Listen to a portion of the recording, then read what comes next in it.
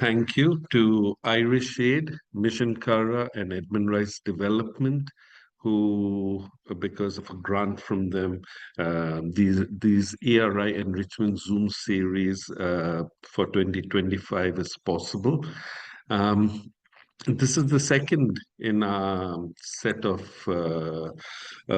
Zoom enrichment Zoom this year, and today we are going to be having a look at creative tools for advocacy at the grassroots level, and we have a rich and wide range of experienced presenters who work at the grassroots using a lot of creative tools, which they're going to share with us. Cormac Mc Art from the West Coast Centre, and Nichols from Edmund Rice, England, Amarpreet Grewal from St. John's, Chandigarh, Daljit Yadav from St. Patrick's, Asansol, and Marion Lyngdoh from St. Edmund's, Shillong. So this is for those who are joining us from Latin America. Translation subtitles are available. So you can follow the spoken word in your own language, and this goes to others also, by putting on the translation subtitles. So for that, you go, you either go to, if you see show captions, and there's a little arrow over there, you click on that. But if you don't see this, then go to more. And when you click on more, the three dots in that circle, when you click on that, you'll see translation. And you click on translation and you put it on. And so this is what you would see happening. You put it on, the speaking language is going to be English. You can choose your caption language from many languages, Spanish, French, and also Indian languages. So this is basically for those who would like to use the translation facilities that we have. As usual, I invite you to view the presentations on speaker view. And during the presentation, while your microphone will be disabled, it already is disabled. Okay, the chat box is enabled. So I invite you in the chat box at any time to put down your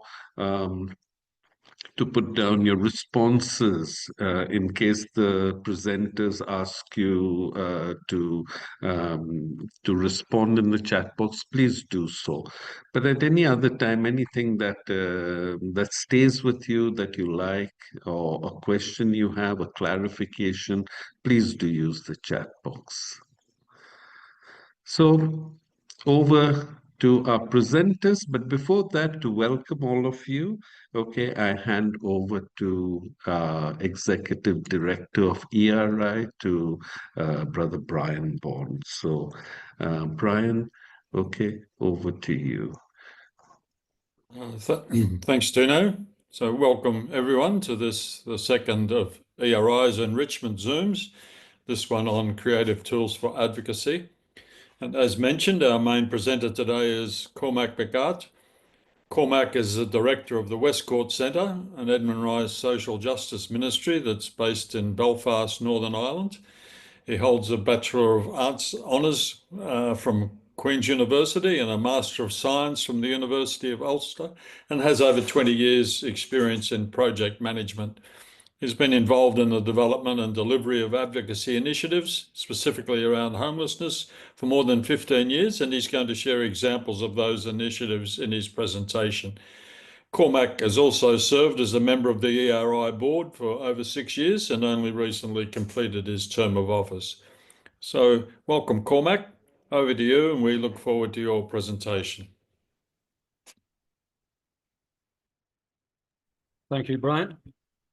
Let me just begin by sharing the screen. Thank you.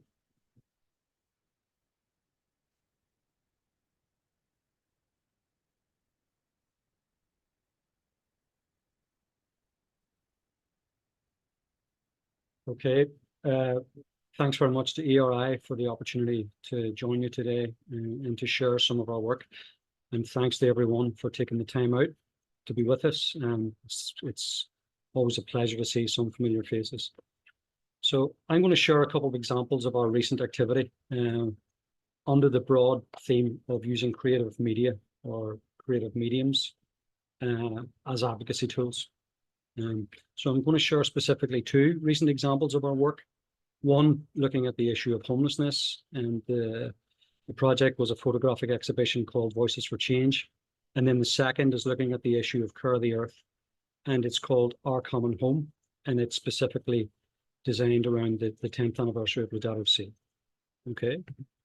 So as Brian alluded to, I'm the director of a Christian Brothers, Edmund Rice Christian Brothers ministry in Belfast. And since 2008, we have tried to address the issue of homelessness by reaching out to local services and engaging with people who are impacted directly. And we've tried to develop a shared approach of service and advocacy using creative media. And through this approach, and over the course of time, advocacy has become a mainstay of our ministry work here, and photography has become a big part of our advocacy work. We produced our first photographic exhibition in 2010, and it was a result of a number of men from a local homeless shelter expressing an interest in learning photography. So we went in and delivered classes around photography at a nearby hostel, and from that we produced a photographic exhibition for the public. It received widespread acclaim. We were featured on mainstream TV and a number of the local newspapers. It sparked an incident around homelessness, and particularly blocking off an area of the city centre where someone had been sleeping rough, which carried headline news for 3 days in one of the main newspapers in Belfast. So we quickly realised the value of using photography for advocacy. And as I said, it became something that we've repeated year on, year out, and it's become mainstay of our work. So we began our first exhibition in 2010, and we've tried to do something every year since. For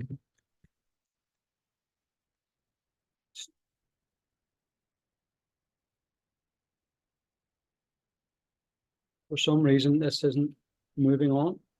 Not moving on, yes. Just go to the bottom left hand and see if there are arrows there that you can click on. Yeah. Yeah.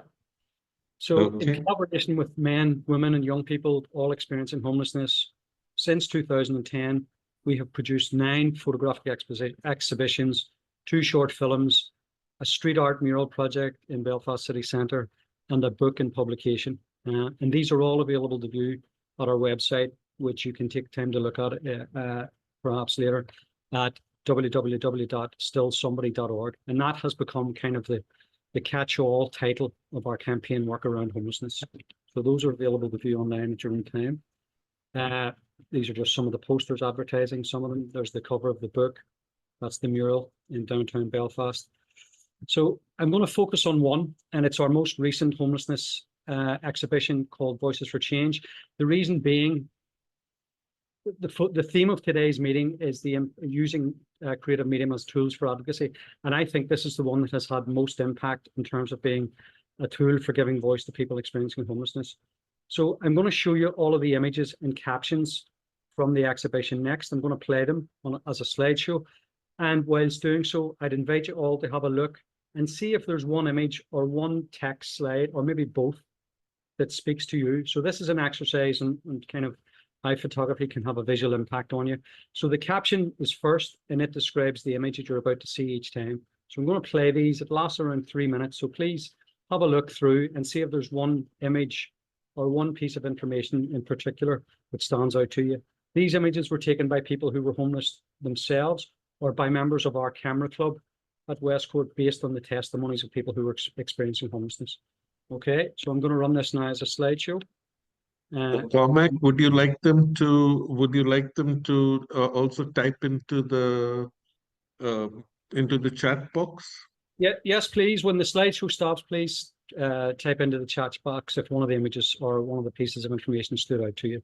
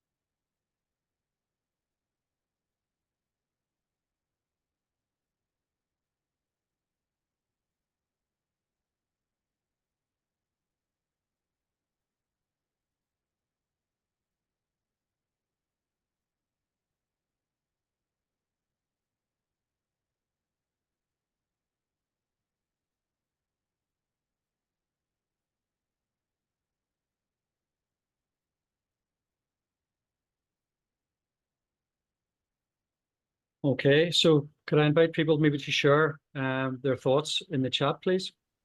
Yeah, Cormac, just suggestion. Could you play that once again? It went a little bit too fast, Yeah. especially for some people to read what was there.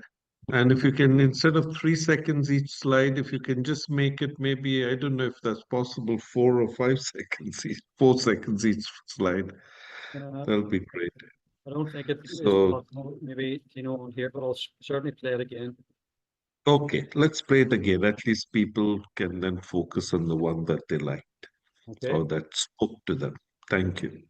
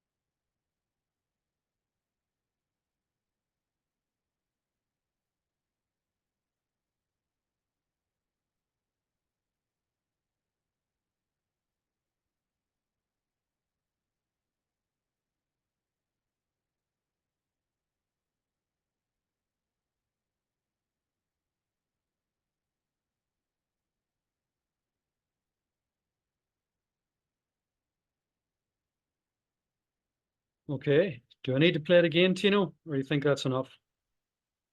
That's good. That's good. I see already there are comments coming in the chat over there. So welcome to put your comments in the chat, everyone. Thank you. Would you like to share some of those? Perhaps your Anne could share some of what's been written. I'm happy to. Thanks, Anne. Okay, people are coming in with comments about social isolation and the environment of home that's affecting youth everywhere, very impactful pictures. The one argument on I Lost Everything, homelessness is not a choice. Excellent photographs, capturing the problem in images. Relationship breakdown stands out, that hostels are very much not homely, very stark image. The homeless Jesus, staircase and shoes. When this person walked in Vancouver's poorest neighbourhood last night, and the images shown here could depict anywhere in our world, they're very powerful.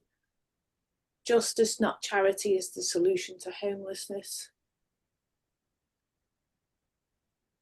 Teddy bear lying on the floor, 6,972 children accepted as homeless. Yeah. Domestic violence, marital breakdown. Okay, thank you very much, and thanks everyone for taking the time to share their thoughts. I think even though these images were taken in and around Belfast, I think a lot of them are universal and could apply anywhere. As I have a fair idea who made the comment about Vancouver, and I think a couple of points from our perspective as producing this exhibition. If you notice, when there were people in the photographs, they weren't. It wasn't possible or easy to identify them. When we were working with people who are experiencing homelessness or are vulnerable, we thought it was very important not to be able to identify the person.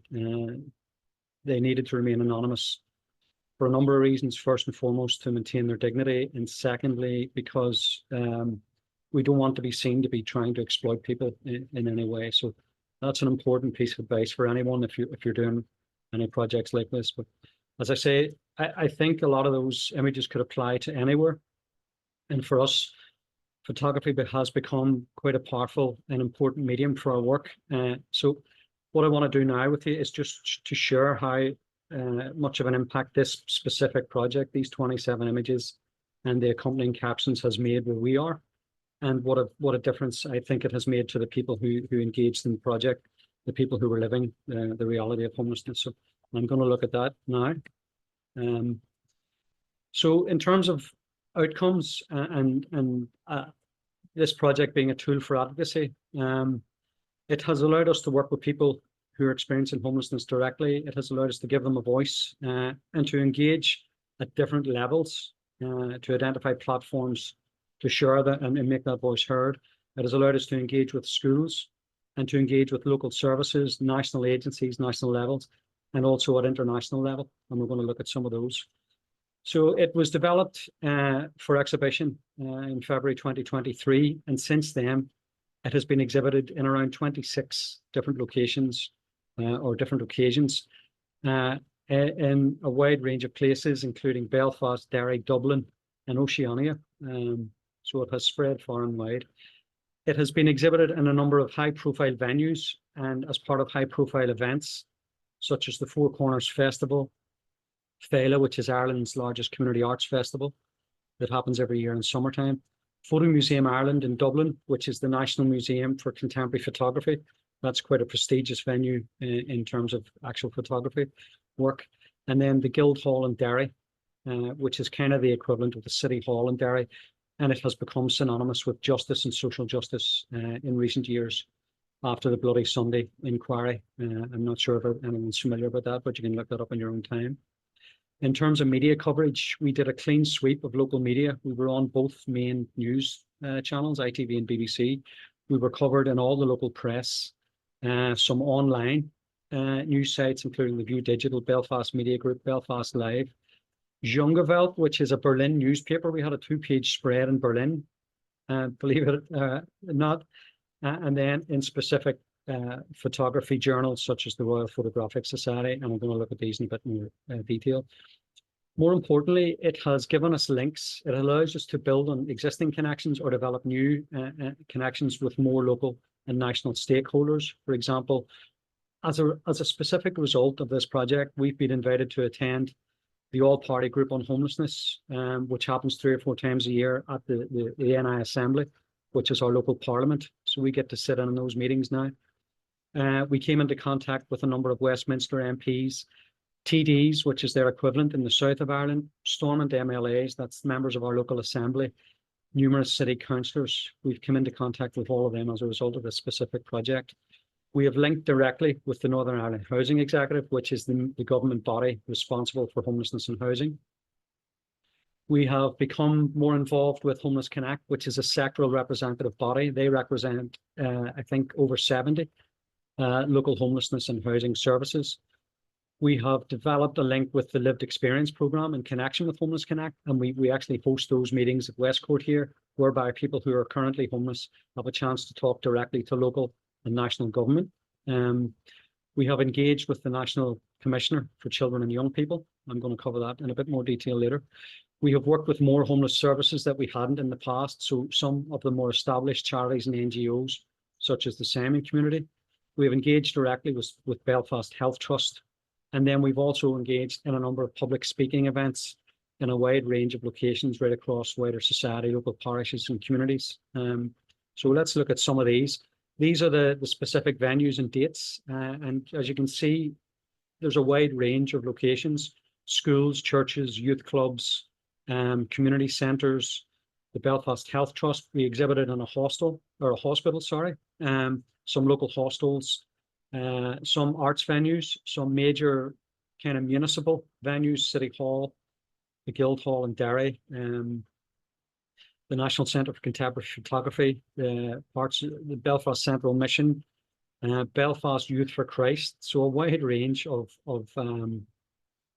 establishment and agencies we involved with, the housing executive itself. So a wide, right across society in over 26 locations. And we'll look at some of these. This is the poster advertising our exhibition, which was in the Guildhall in Derry. First time we've done anything in the Northwest. So that was quite an important venue for us. These are posts from our social media page, which shows that in August of 2023, we actually exhibited in 2 locations at the one time, one in Dublin and one in Belfast. These are big venues in terms of community arts, the National Centre for Contemporary Photography, and then Fela, as I mentioned, which was the largest arts sort of programme on the island of Ireland. So to have the exhibitions in both at the one time was very important to us. Thousands of people in terms of footfall, and that gave us a big presence in terms of getting this message out. In the Dublin exhibition, for example, we were able to marry for the first time the statistics from the north of Ireland and the statistics from the south of Ireland against these same images, and it portrayed a very, very bleak picture of what we now know as a housing crisis across the island. The image on the right shows one of our photographers who was in a hostel at that point in time, a man who struggles with issues of addiction and poor mental health. And he spoke fantastically, and he became kind of the centre of attention at this event, at the launch of the event in the National Centre in Dublin. So very important outcome for us. This was some of the publicity that I had mentioned, BBC, ITV. One thing to note here is that when we launched the project in February 2023, none of the participants from the hostel who took part were willing to engage with the local press or even to have their photographs taken. That changed as the project developed and as they began to be more empowered, to gain more of a sense of ownership and to develop in terms of their own self-confidence, and these images reflect that. So again, some of the local newspapers, Belfast Telegraph, Irish News, they're 2 of the bigger ones here. That's the 2-page spread in a newspaper in Berlin, which came about as a result of someone attending the Fela event, seeing the exhibition and asking could they do a feature on it, which we were only too delighted to do. This refers specifically to the Royal Photographic Society. So this is an organisation that members of our camera club are involved in, and they did a lovely online spread. They looked at it from a photographic merit, but at the same time paid tribute to the photographers from the homeless services, and looked at it more as an issue overall, and underlined how important it was for photography to highlight social issues and social injustice issues. So again, that was quite a feat for us to feature in that publication. As I mentioned, as a result of the connections we made during the exhibition, we were invited to the all-party groups talks in Stormont, and that was one where I attended.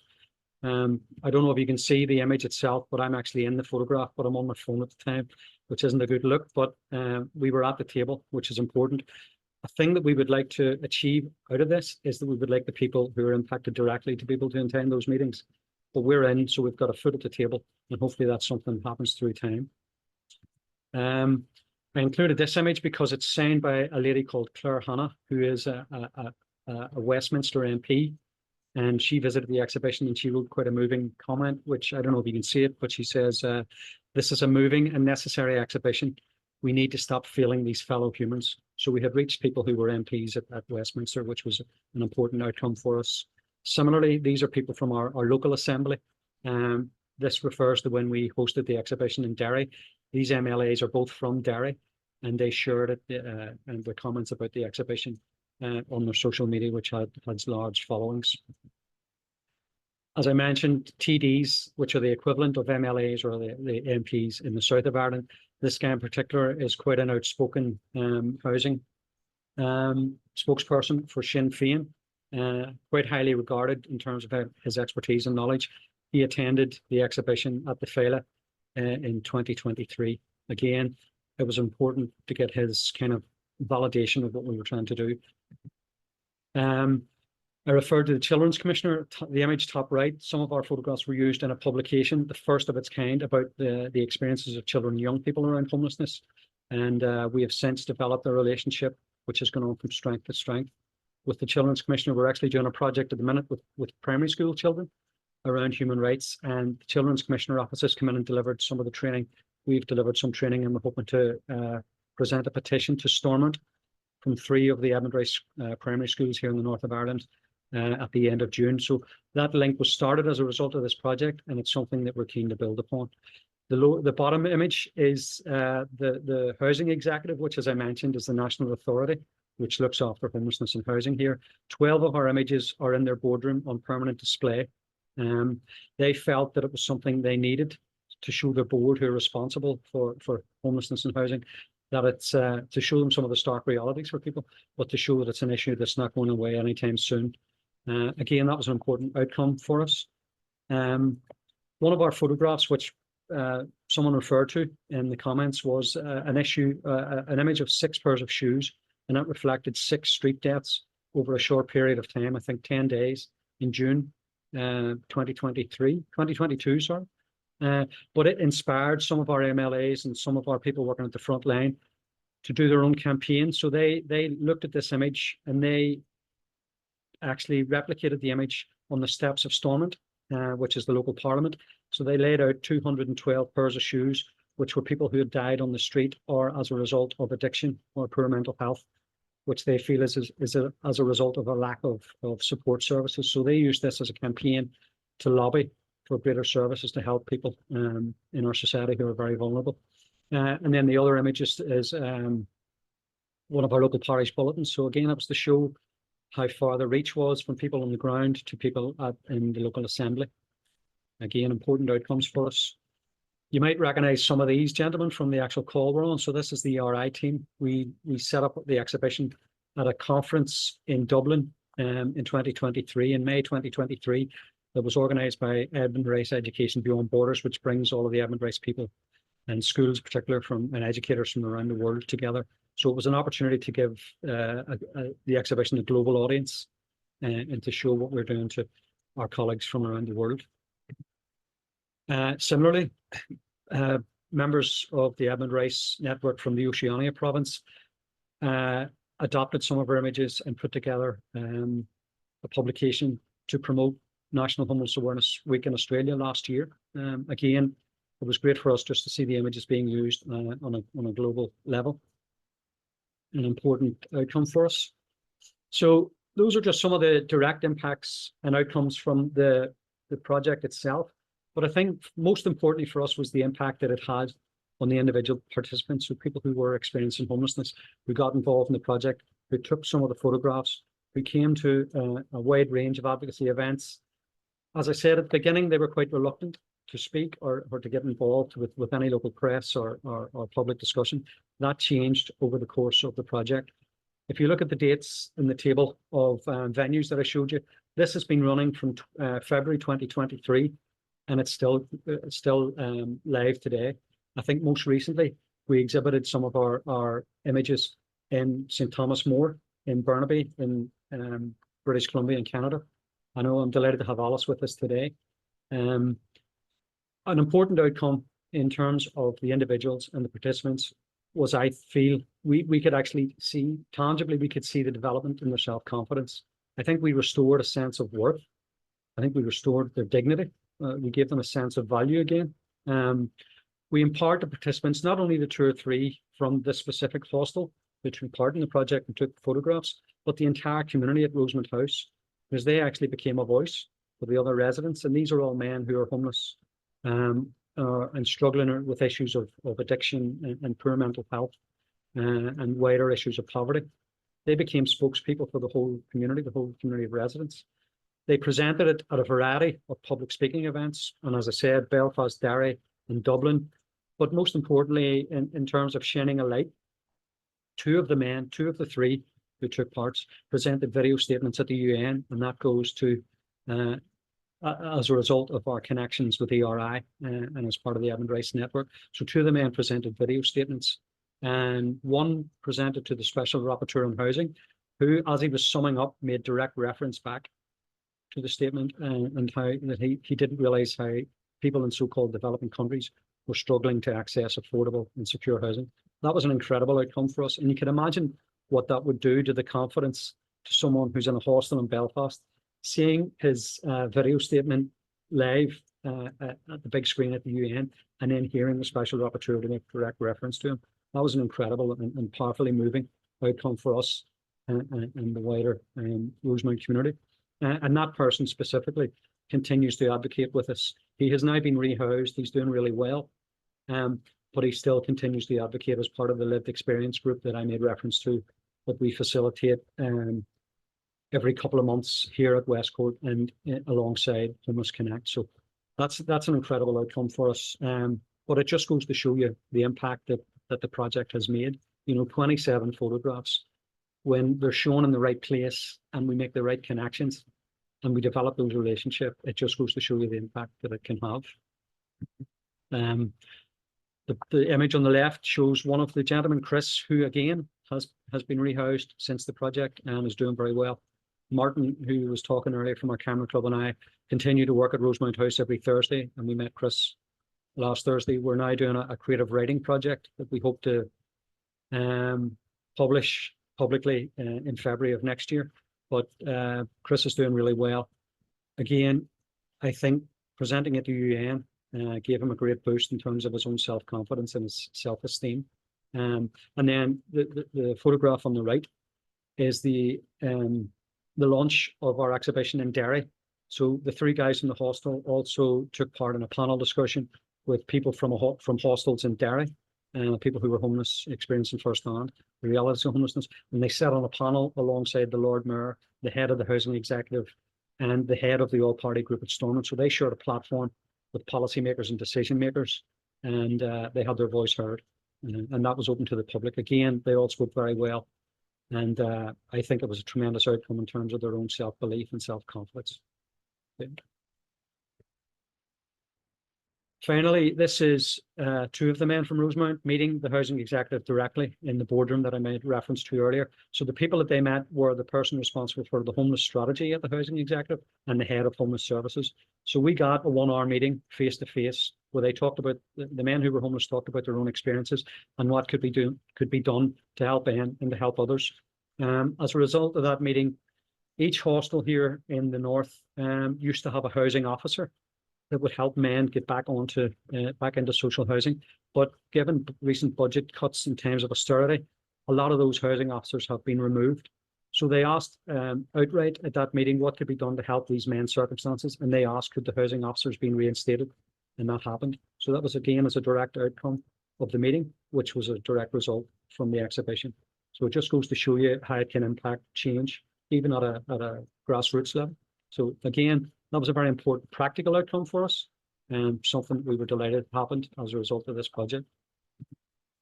So that's the first outcome, the first project. So I want to look quickly at the second, and this is our most recent. We were invited by the Four Corners. We've been invited since 2023 to produce a photographic exhibition each year by the Four Corners.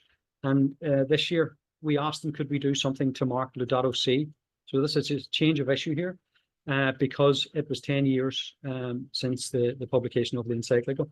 So we produced an exhibition of 30 images. This was produced by the Westcourt Camera Club, and it was to mark the 10th anniversary of Lyngdoh Sea, but it was to try and localize the key messages from Lyngdoh Sea and to highlight that environmental responsibility is not just in far off places, that it's on our own doorstep. So I'll talk you through this quickly. I have around 5 minutes left to do this. So what we wanted to do was produce 5 images that highlighted issues of environmental responsibility on our own doorstep, images that capture in our own context and reflect some of the key messages of Lyngdoh Sea. So we broke the 30 images into 5 themes, key themes. So first of all, we wanted people to appreciate the beauty of the place we live. So we took nice landscape pictures, nice seasonal pictures to show how beautiful our home is, our common home. So I'll show you these quite quickly. So these are areas of natural beauty. Bluebells in spring season. And this is summer. So these are quite picturesque images. Autumn. Winter mist. And then through to snow. So the idea here was to show we live in a beautiful place, okay? And you'll see why we do that as the project develops. The next theme, again, reflecting the key messages from Advocacy, was to try and make people aware that we share this place with a wide range and variety of biodiversity. So we focused on the flowers, the fauna, the insects, and some of the wildlife that are local to Belfast and the north of Ireland.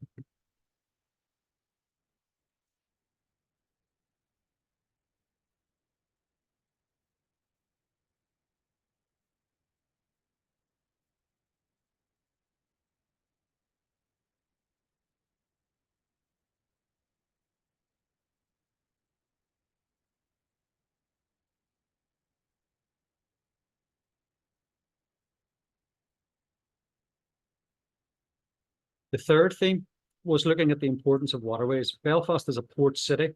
Ireland is an island.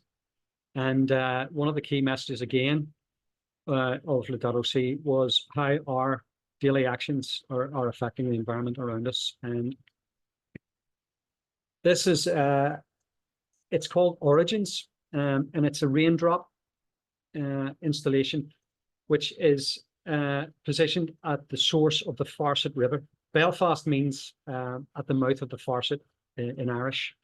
So the Farset River was integral to Belfast developing as a city and a port city, but it was underlying the importance of our waterways to us. And it's not a widely known installation, but it was something we felt was important in terms of the exhibition. Again, it was kind of localizing the issue of the importance of waterways. This is Loch Ness. Now, we use it a lot in terms of leisure, but over the past couple of years, it's our largest lake. But over the past couple of years in summer, it has been so heavily polluted that it can't be used. We derive 40% of our drinking water from Loch Ness, and the toxic issue that we're now facing has made international news, and it's affecting the daily life for all of us. So again, issues of water is not just in far off places like the Pacific Islands anymore. Environmental crises are on our own doorstep. And the key to this exhibition was highlighting how important this is. So it was getting out the message of Advocacy. It was raising awareness. So it was crucial that we made as many people as possible, starting off with our own area, aware of these issues. Again, this is Loch Ness, beautiful sunset, nice yacht. People use it for relaxation, for leisure. This is what it has become every summer. It's now at a crisis point. Okay, and as I said, it has made international news. I think it's the largest freshwater lake in these islands. So it's a major issue for us here. Similarly, this is Belfast Loch. We used a pretty picture to show a scenic Titanic museum at night. Again, public health officials are now saying that it's so heavily polluted that we're facing a crisis. And again, we derive a lot of our drinking water from the loch. So big issues on our own doorstep.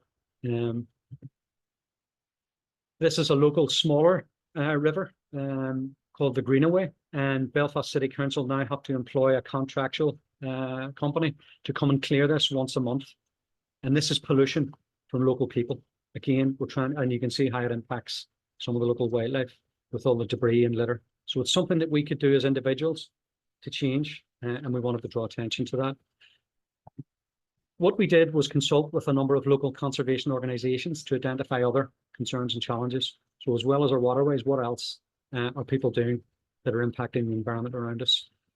This one, we looked at things like vaping and people discarding vaping, but it also looks at the whole issue of modernity and rapidification, which is crucial in terms of Advocacy, you know, information overload, the have now society, and looking at things like mass consumption and how we dispose of what we're buying, and trying to shift the focus from ourselves to the environment around us using photography. fly tipping, littering, dumping rubbish, particularly in areas of natural beauty, big issue for all of our local conservation organisations. Congestion, even our sky is quite congested, and that's what we're trying to capture with this image. Stripping of bark in local parks and play areas. Young people doing this, acts of vandalism or antisocial behaviour. But once a tree is stripped like that, it actually dies. It can't be redeemed. It can't be repaired. And a number of conservation agencies pointed this out to us. But again, it's something we can stop by changing our daily habits and daily lifestyles. And then congestion, which I'm sure is a problem for many people here on the Zoom today. This is one in Belfast. This is right next to our work. And then mass consumption. This is one of our local dumps, recycling centres the Belfast City Council provide. But again, it's constant. This is a weekly and a daily occurrence here. It goes back to the themes of mass consumption and disposal, and do we really need to buy these things over and over again? Do we really need new appliances all the time? So that brought us into our last theme, which is, as well as all the negativity and the challenges, we wanted to promote a positive element. So initiatives and opportunities for positive change that local individuals here are doing. So the first one was looking at alternative ways of traveling, commuting, reducing their carbon footprint, taking a bus, cycling, or even roller skating to work. Again, that's pictured in the picturesque Cave Hill, which is kind of the highest point of the city here. There's been a big increase in beekeeping as a hobby here, as people have become more aware of the importance of bees as pollinators and the impact on the local environment. Renewable energy, an obvious one. This is an initiative called Fair Share, and it's a food waste recycling initiative. This is a picture of one of the volunteers at the warehouse. This is managed by Homeless Connect, who we mentioned earlier in the other exhibition. And each year they recycle enough food and they distribute it to local community groups and charities. So last year, I think they distributed enough food for 1.6 million meals. So again, a very positive initiative and a way of reducing food waste and recycling that we thought merited highlighting. This is Cave Hill that I referred to in the roller skater picture. So this is one of the highest points of the city, and this is actually a tree planting campaign. There's a thing called the Belfast Hills Partnership, and they replant thousands of trees every year and encourage the public and voluntary groups to get involved. So that's just an image around that. And then finally, we wanted to show that still, despite how bad things are, we still have the world in our hands and care of the earth. So education and awareness is the starting point. So we're trying to get this exhibition out as widely as possible to as many people as possible. And we feel that by doing that and by highlighting awareness, together we can make a difference and take individual and community actions that will directly and significantly affect the world around us and impact for positive change. So in terms of our outcomes to date, we exhibited in the Four Corners Festival in 2025, and over a week we had over 6,000 viewers. We exhibited in Clonard Monastery for Lyngdoh Sea Week, just at the end of May there. And Clonard Monastery is an important connection because they have over 10,000 followers online, again, a wide audience. We are scheduled to exhibit as part of the Belfast Photo Festival from the 22nd to the 29th of June. Again, that will get us, I think, footfall in the thousands, as will Fela and Phobal in August 2025, which is again is the largest community arts festival. That gets visitors in the thousands. And it has also allowed us to develop competitions for schools.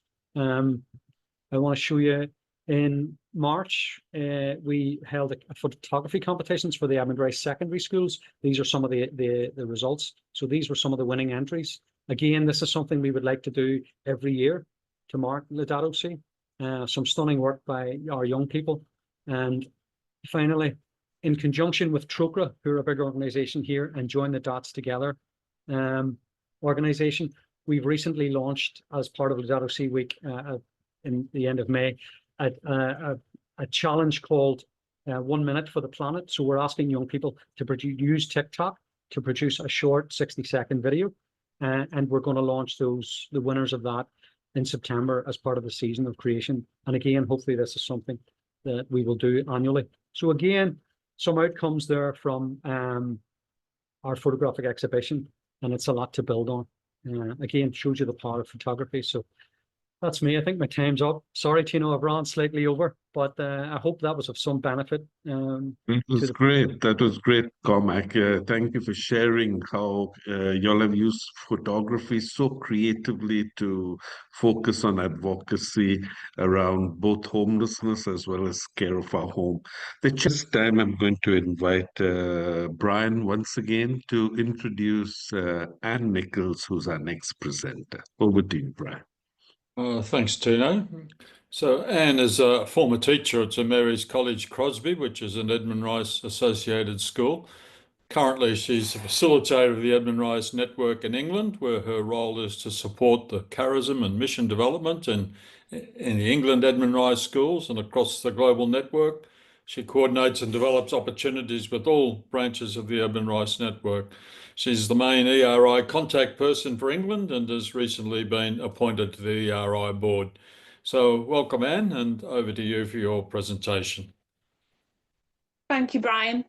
I've got a couple of ideas here about creative advocacy, but I'm really going to share one main one with you. Hopefully you can see the screen. Yes. Yeah. So our schools follow a social justice action plan, which they sign up to each year. We launch this as the Education Office through our student leaders, through our school management teams, through our youth ambassadors. A focus of our outreach work in the English region is support for people seeking asylum and refugees. We work alongside two main NGOs or charities. One is Asylum Link Merseyside, which is a charity co-founded by brothers many years ago, and where brothers still actually volunteer today. Asylum Link works on advocacy and justice and welcoming the most vulnerable in our society, being the refugees. Our schools have really strong links with Asylum Link Merseyside. And secondly, we work with Salford Edmund Rice Volunteers, which is run by a community of Christian brothers. It's a centre of welcome, help and support, staffed by volunteers from the Edmund Rice Network. And our schools also have very close links with the Salford Edmund Rice Volunteers Centre.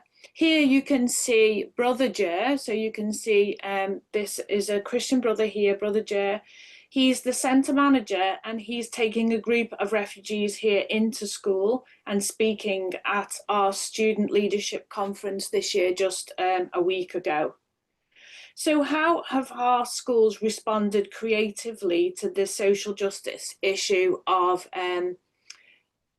asylum seekers and refugees? So after a meeting with Brother Jer and hearing refugee stories, St Ambrose College in Manchester wrote their own play called Real People. You can see the programme here for the play and some of the cast. It contained research that the students did on real stories of migration and the reception of refugees in the UK. They performed this play to great acclaim last summer. They made it very advocacy focused. They made sure that they were raising awareness amongst the audience members of the real facts and figures around refugees and asylum seekers. And they also dispelled many of the myths around migration, which are promoted, unfortunately, by our government and also the media. You can see here in the foyer of the play how it was filled with information about the social justice issue and also the issues faced by refugees. They also linked in with the key charity called Together with Refugees, and this charity promoted the work of the students and the play. We also had it performed as a flash mob at our school's conference, where over dinner members of the cast stood up and performed excerpts of the play as a surprise to the audience and the people enjoying their dinner. This flash mob led to other schools engaging further with the issue of refugees and asylum seekers. It was really inspirational. We also led a social justice media campaign at the same time by linking with International Refugee Week and getting members of our worldwide network to send in photographs, which we then shared on social media throughout Refugee Week last year. We made the most of what we already had in terms of the social media network.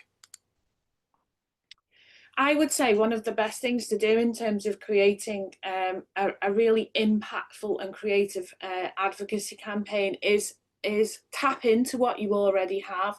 So we extended the reach of the advocacy campaign around Together with Refugees last year. We linked it to our junior Edmund Rice Awards Day. Our year 6 pupils here, who are the last year of primary school, would have already worked on their own advocacy campaigns as part of their Edmund Rice Awards. They also come together each year in the summer to celebrate these awards. This day coincided with Refugee Week and International Day of Refugees. So we took these amazing photographs and we spread the message all over social media. And we also created the heart logo of the charity Together with Refugees and took drone footage. And in fact, the students that you can see in the middle of this heart were the senior pupils who had performed the play Real People. So we connected the primary school and the senior school pupils together with this. So this is just one of our examples of how we have used advocacy creatively. We've got a lot more, but I'd be happy to put those as a document if people were interested in them. But there's one of our examples. Thank you. Thanks very much, Anne. And from Anne, we now go to India, where we have 3 of our staff members from 3 different schools. Okay, the first one I'm going to invite right now is Amarpreet. Okay, Amarpreet is from St. John's, Chandigarh. Okay, then I'm going to invite Daljit to join us. Okay, and Daljit is from St. Patrick's, Asansol. And the third teacher is Marion from St. Edmund's School, Shillong. Okay, together they have made a presentation about, or before I go to that, all 3 of them, along with Grace David, okay, form the core team for the social justice advocacy activities and team that take part in India, in our Indian schools, of which about 12 schools are part of. So I'm going to now just share the presentation so that they can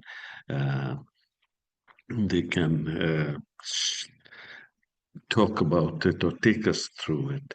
So thank you, Brother T. So over to you, Amarpreet. Thank you. Just a moment. Okay.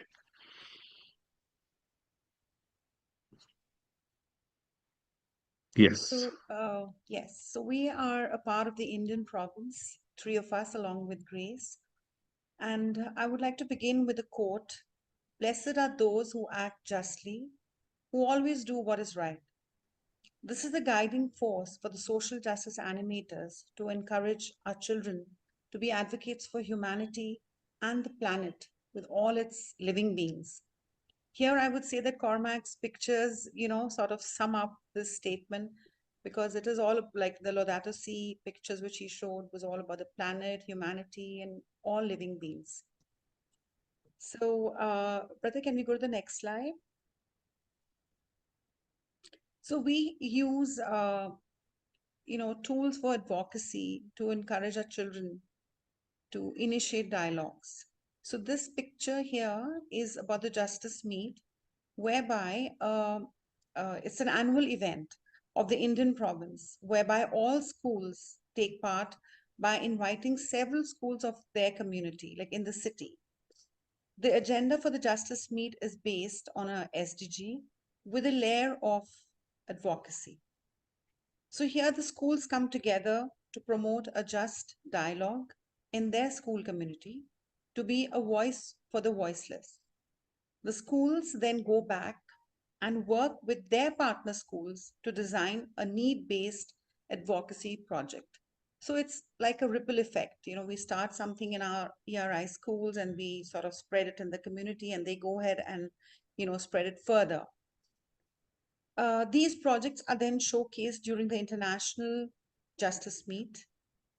Various tools like surveys, immersions, interviews, and panel discussions with experts are introduced to students, and a way forward is shown to inspire students to become young advocates. This year we're going to have the Justice Meet in October. So the theme is SDG 4 Quality Education, and the layer is inclusive education. So this is what we're going to work on for the current year. The next tool, brother, can we have the next slide? So this is the same, the slides showcases the Justice Meet. This is, you know, the place where the other schools were invited, and you can see pictures of various children from different schools getting together, sharing ideas, and getting to know each other, forming a bond. You know, so this was something that was initiated during the COVID times, and it still continues. It was online earlier, but now we meet offline. So this is the second tool for advocacy which we use, which is a signature campaign. It is one of the most impactful tools which encourages people to engage in meaningful conversations and also holds them responsible by signing for a cause or taking a pledge. This tool also teaches people, children, to approach people and have a conversation and convey their concerns about issues which impact all of us. Some signature campaigns are held in school during the parent-teacher meetings, where the parents come in and there is a cause showcased, and they just have to sign a pledge or sign that yes, we confirm with this, and we're going to have conversations about it and do something about a certain cause. The last we had was a simple thing to stop the use of one-time plastic. So that was the cause which we'd taken up, and parents were happy to sign, and they dissuaded tiffin boxes or tiffin things which were related to the plastic spoon. So all that was gone from the school just by one signature campaign. So this is a major event where parents, students, and the teachers are connected by the common thread of advocacy, and each one encouraging the other to join conversations and share their views and experiences for making a difference in the world. Here, I would like to just add, Cormac, like you had the way you had shown the photographs where we could not identify any person. So we had done a similar thing in our school, but this was done by the children, and the people, we could identify the children they were picturing and all that. So that was quite a flop for us because we could not use it to showcase it to the parents or as an exhibition. So today is something that I've learned, that this can be done by keeping the identity anonymous. And I really want to thank you, Cormac. It was a very, very, very impactful sharing that you did. And even Anne, the refugees, was something, it was such a bold step. So this inspires us in the Indian province to take things forward. And we learned a lot from the both of you. Thank you very much. Thank you, Brother Tino. I think my slide, yeah, that's over to Daljit. Thank you, Amarpreet. Well, advocacy is a very powerful way to bring about change. And here in India, we, the social justice animators, are using creative and participatory tools to raise awareness and inspire action. So I'll be highlighting two key tools that we've been using effectively. The first tool is organizing cycle rallies, pedaling for a greener future. So these are not just eco-friendly modes of transport. They are moving platforms for change by organizing cycle rallies to advocate for climate change awareness. Animators and students physically move through communities, carrying messages about sustainability, the pollution, and the environmental protection. Along the route, a powerful street play, which in India we call as the Nukkad Natak, is performed at busy public locations like marketplaces or maybe a bus stop. These performances draw in the crowd and use drama, music, and real-life storytelling to communicate urgent environmental and social messages. What makes these rallies even more impactful is what happens after this. Students engage directly with the local administrative bodies present at the event. They raise pressing questions about pollution, deforestation, and civic issues, holding the authorities accountable and initiating dialogue for real change. The second tool that I'll be talking about is organizing thematic events. Thematic events on socially relevant issues. For example, in India, we celebrate Van Mahotsav in the month of July.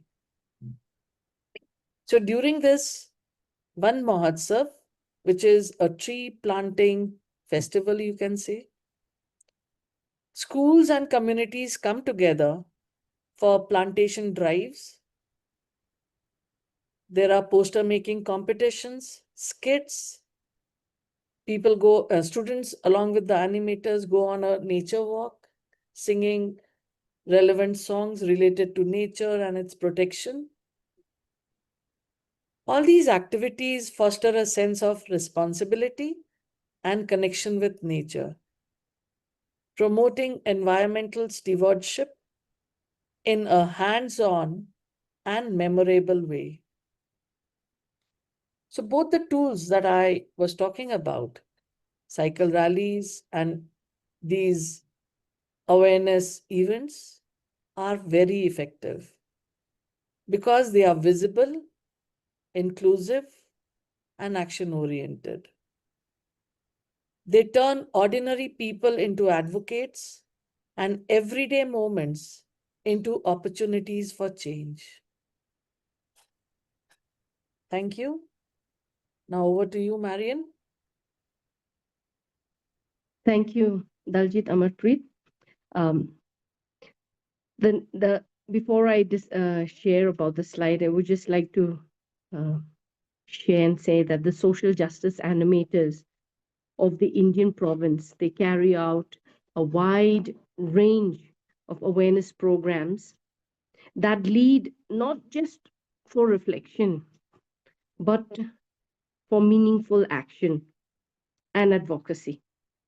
So many powerful tools have already been shared by my friends, that is Ms. Daljit and Ms. Amarpreet, as well regarding the creative tools that we use.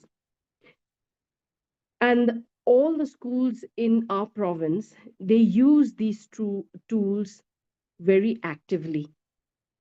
So I would like to discuss about two key tools that we focus on a lot. And the first tool is the special school assemblies that we conduct. As we could see here in this slide, this year, with the help of our special educators and the social justice network, they and students, they had commemorated the Autism Spectrum Disorder Month. And the boys had conducted it on their own with with a little guidance. The whole awareness was actually to implant in the minds of the children and of course the school community of inclusivity and not to leave anyone behind. So these assemblies were organized very well and with its attention to key social and environmental issues. For example, apart from the autism spectrum disorder week, other schools in the Indian province, they had also conducted assemblies that was related to anti-bullying in order to highlight the deep harm caused by bullying. And also on Earth Day, World Water Day, Environment Day, these are quite a number of important days that assemblies were conducted to create awareness, action, and to implant in the minds of the young as well as the community the importance of what these days mean. So they also commemorated the Advocacy week. There were many schools in the province who had conducted and had displays, poems and discussions, and also chart displays, activities.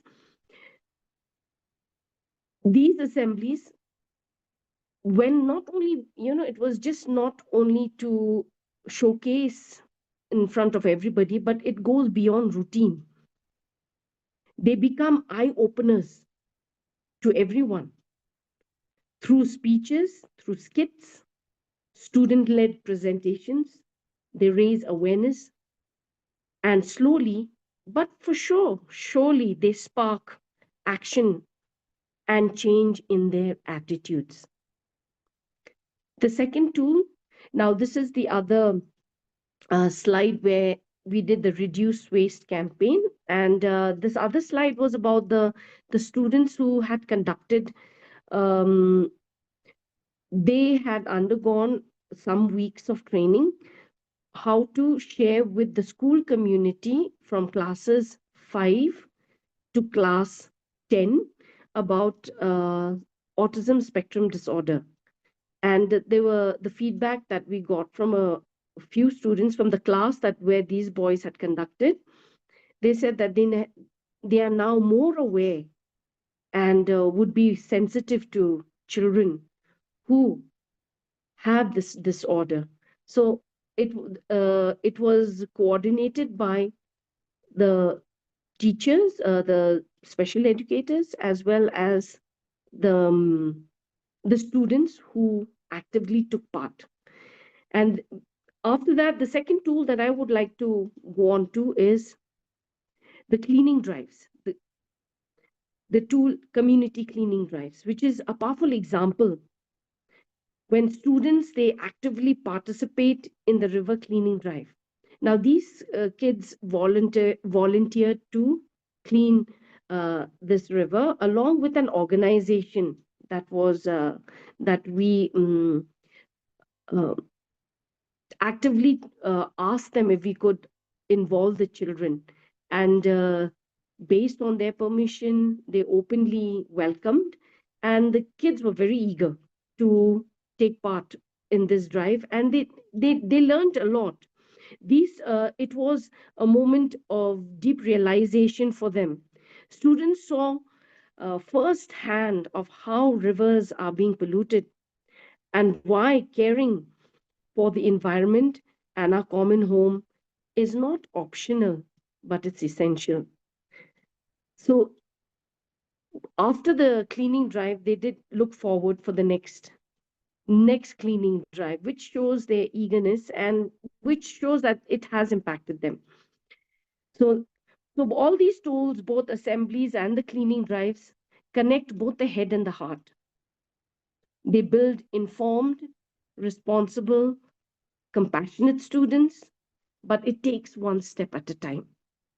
So these tools of advocacy are not just methods, they are movements from cycle rallies to school assemblies, from cleaning drives to awareness events, and through initiatives like the Justice Meet, the Signature Campaign, each action becomes a voice for the voiceless. Every step taken, every signature given is a stand for justice. So let us continue to raise our voices, take action, and be the change our world needs. Thank you. So, okay. So I just take this opportunity to, of course, thank all our presenters, Cormac, okay, Anne, and Amarpreet, Daljit, and Marion. Thank you very much, okay, for sharing how the creative ways in which y'all go about doing advocacy and the impact that it's having on everyone. Okay, Martin, I see you with your hand raised, so why don't you say a couple of words? Over to you, Martin. I just wanted to pay tribute to everybody who has given me some further inspiration, for today's presentations. I know that Cormac, specifically my involvement with that within the Camera Club fraternity, has been a very significant life-changing event for a lot of people, who, in particular those people who have been impacted by the opportunity that Cormac has provided, and also to participate in those projects in a way that is a very wide and great opportunity to be part of, and I will ensure that all those people who did partake on the part of the Camera Club are well advised of today's success. Thanks very much, Tino, and thanks to everyone for today's presentations. Thank you. Thank you, Martin. Thank you. Thanks very much. Nice to see some familiar faces. The big suits you, Cormac. How you doing, Brian? I haven't seen you in a while. There you go now. All is good. Yeah, I do hear your name, but all in great spaces and great places. Well done. That was super. Absolutely super now. Oh, thanks. So thank you indeed. Plenty to learn in that. Thanks again. Oh, you're welcome. Thanks, Brian. Lovely to have so many of our co-collaborators with us today, like Brian. Thanks, Brian, for joining. Thank you, Tino. Indeed, once again, you're always in the middle of it, sorting the stuff out, and to Brian Bond, of course, there as well. Thank you indeed. There's a good few on from the presentation today. I can see Miriam Pollard, Teresa Horrigan, Jacinta McKillian, Maurice Lang. There's about a half a dozen or 7 or 8 or even more. So thank you indeed. Wonderful. Thank you. Thank you for joining.